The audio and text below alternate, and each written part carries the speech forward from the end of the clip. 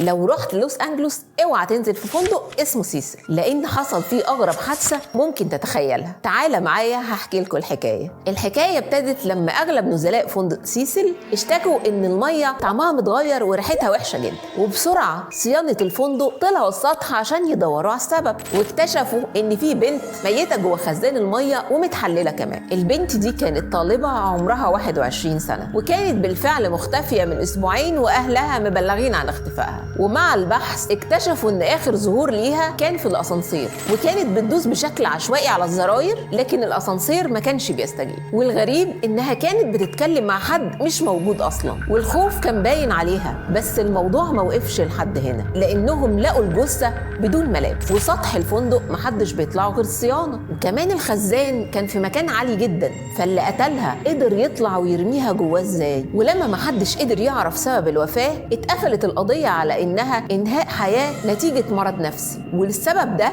اتعرف عن فندق سيسل ان هو فندق العفاريت.